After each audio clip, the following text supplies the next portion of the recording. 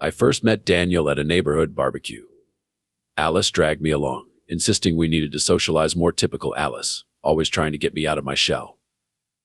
I'll admit, I was skeptical at first. Making small talk with civilians isn't exactly my forte. But then I spotted Daniel manning the grill, and something about him caught my attention. "Hey there," he called out, waving a pair of tongs. "You must be Donald. Alice has told me all about you." I nodded, shaking his hand. "All good things, I hope." Daniel laughed, a warm, genuine sound. "Oh, only the best. She's quite proud of her soldier husband."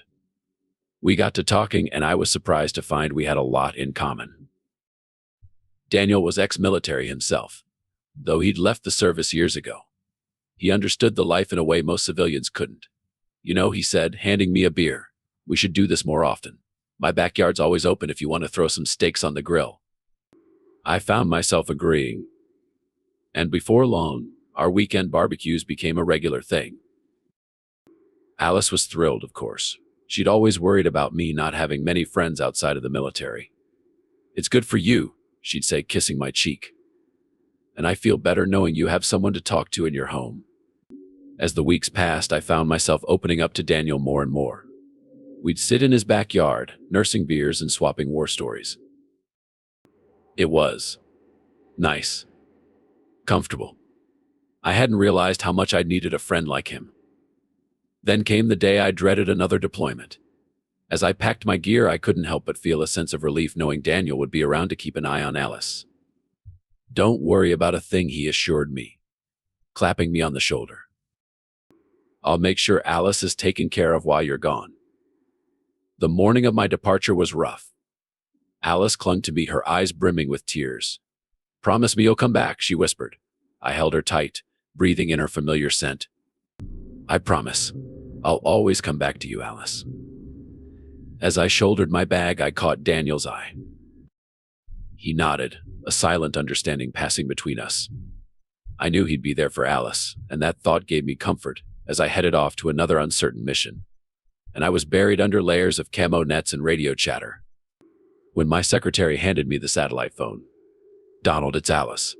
She's pregnant." The words exploded in my mind like fireworks, displacing the grime and exhaustion of deployment in an instant. Pregnant, my voice was almost a whisper, hardly believing it. But the wide grin on my face, the genuine tears welling up, they affirmed the truth. I could almost see her gentle smile as she broke the news, her hand resting protectively over her belly. As soon as the call ended, I wasted no time. I applied for leave, my mind racing with thoughts of Alice and our future child. Fatherhood. A future where I didn't miss every birthday and milestone. A life grounded in something truly meaningful. When I got back home, the first thing I did was take Alice in my arms. She was glowing, her face radiant with that indescribable pregnancy aura. We fell back into our rhythm with ease, our romance rekindling like a flame that never truly went out. Weekends saw us out for dates, dinners at our favorite spots, cozy movie nights, long drives where we talked about things that didn't matter. One Saturday we roamed through baby stores, our hands tangling together under racks of tiny clothes. I held up a onesie patterned with blue elephants, and Alice laughed, her eyes sparkling for a moment. My heart swelled with each smile we exchanged, a tiny piece of the future now bundled in our present.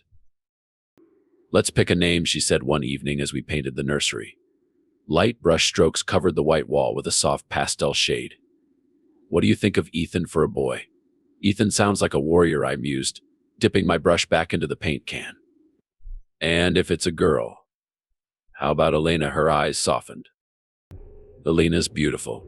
Days blended into each other, filled with baby shopping, doctor visits, and quiet, tender moments. But despite our happiness, I began to notice flickers of unease in Alice. Her smile sometimes faltered, not quite reaching her eyes. During our conversations, she'd zone out, lost in a maze of her own thoughts. "It's just the stress of the pregnancy," I told myself. "Hormones and all that." Still, her distraction gnawed at the edge of my thoughts. One night, we went out to see a movie.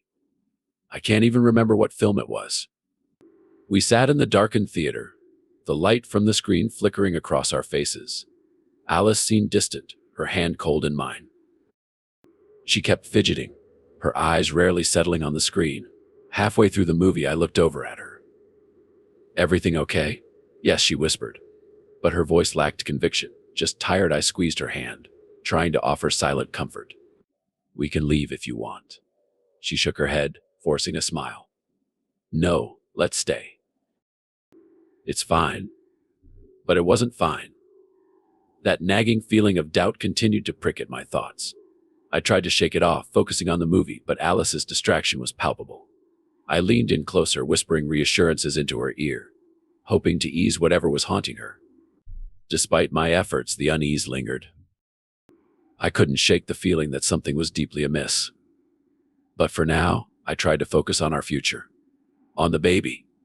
On the life we were building together. One the birthday, I paced nervously in the hospital corridor, my palms sweaty and my heart racing. Alice's screams echoed through the halls, each one making me flinch. I'd faced down enemy fire without breaking a sweat. But this was something else entirely. "You're doing great, honey," I called out, trying to mask the tremor in my voice. Hours ticked by, feeling like an eternity. Finally, the screaming stopped, replaced by an eerie silence. My breath caught in my throat as the doctor emerged, his expression grim. "Mr. Thompson, could you come with me, please?"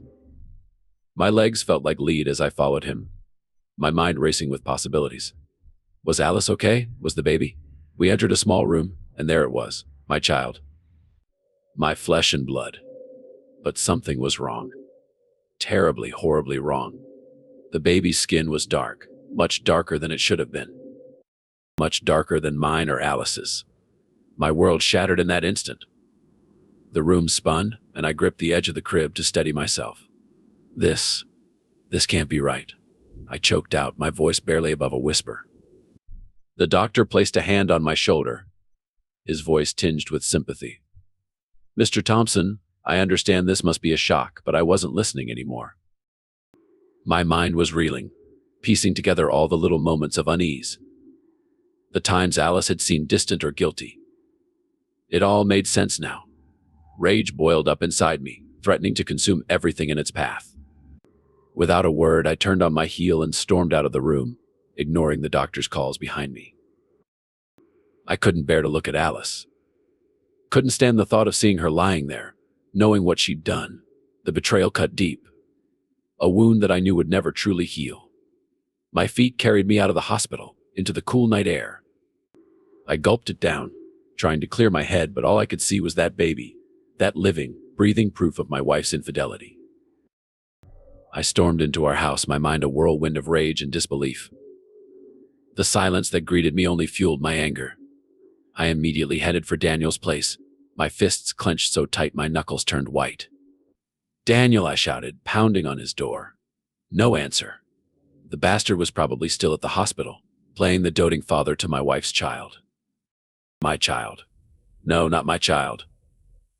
The thought made me sick. I kicked the door in frustration and headed back to my house. Our house. The home we'd built together, filled with memories that now felt tainted and false. I paced the living room, my mind racing. How long had this been going on? How many times had they laughed at me behind my back?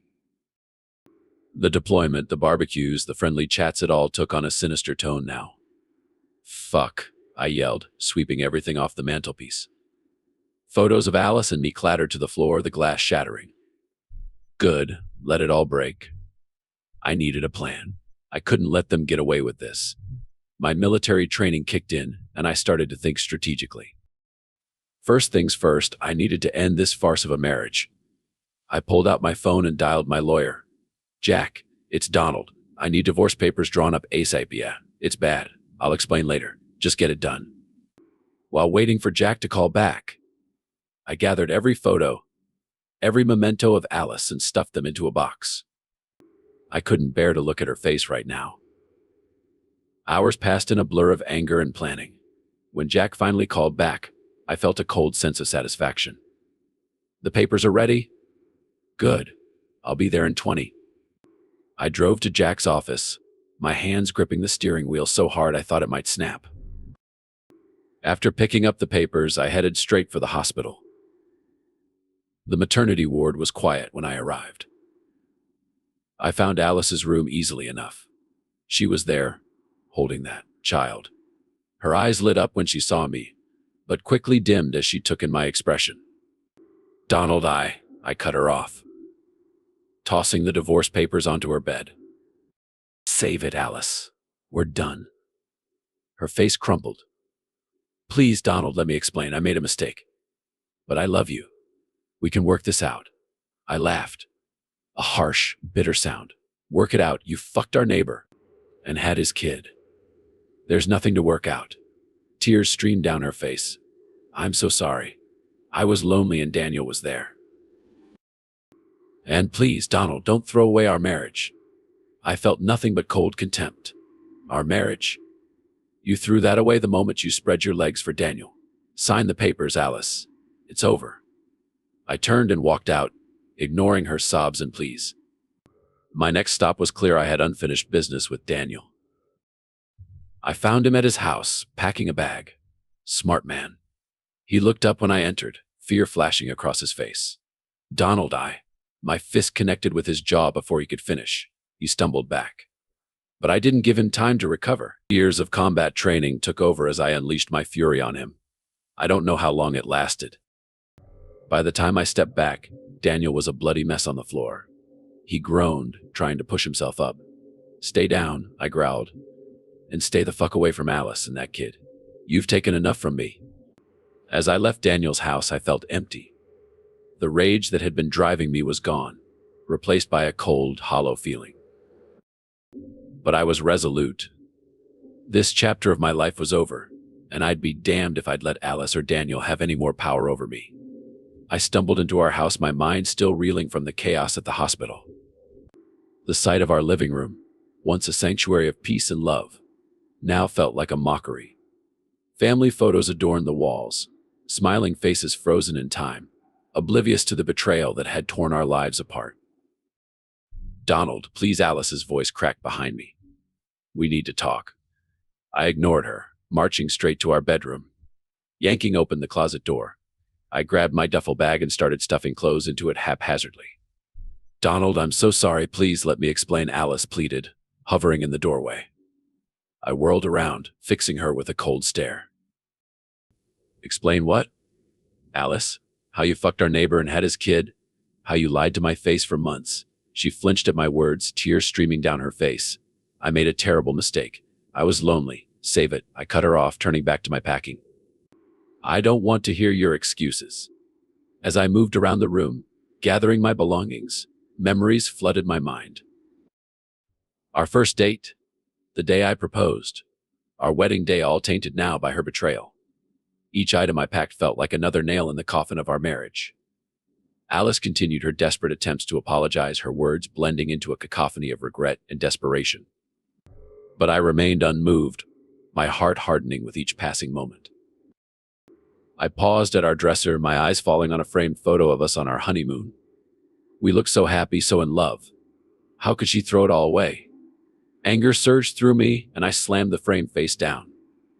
Donald, please, Alice sobbed. I love you. We can work through this. I turned to face her, my voice low and cold.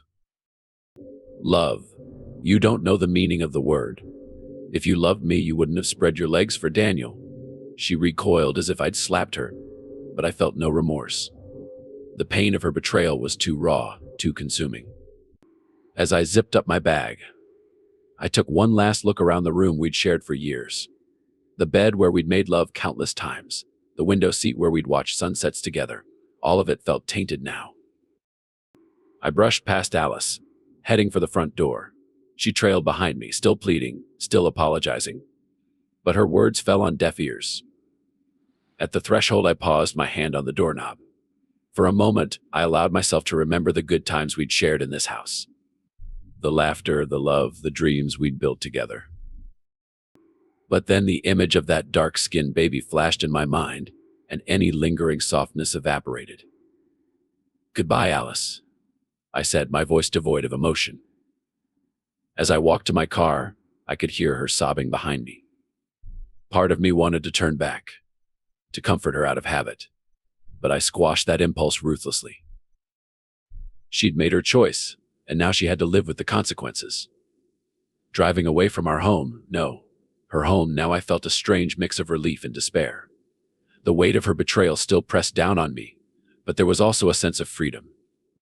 I was no longer bound to a liar and a cheater. Back at the base, I threw myself into my work with a fervor that surprised even me. Every mission, every training exercise became an opportunity to forget, to push the pain away. My comrades noticed the change in me, the newfound intensity in my eyes, but they knew better than to pry. Weeks turned into months, and Alice's letters started arriving. At first, I tossed them unopened into the trash. But curiosity got the better of me, and I found myself reading them late at night when the silence became too oppressive. Her words were filled with remorse, with pleas for forgiveness and second chances. She wrote about her therapy sessions, about how she was working to become a better person. Part of me admired her effort, but a larger part sneered at her attempts to win me back. As time passed, I found myself forming connections with some of the female officers on base. They were strong, capable women who understood the demands of military life. But every time one of them got too close, I pulled away. The thought of opening my heart again, of risking another betrayal, was too much to bear. One night, after a particularly grueling mission, I sat alone in my quarters, Alice's latest letter in my hands. As I read her words of longing and regret, I felt a familiar anger rising within me. But underneath it, there was something else, a deep-seated bitterness that I hadn't fully acknowledged before. I realized then that I didn't want reconciliation. The thought of Alice suffering, of her living with the consequences of her actions, brought me a grim satisfaction. It was wrong, I knew, but I couldn't help it. The bitterness had taken root, and I found myself embracing it.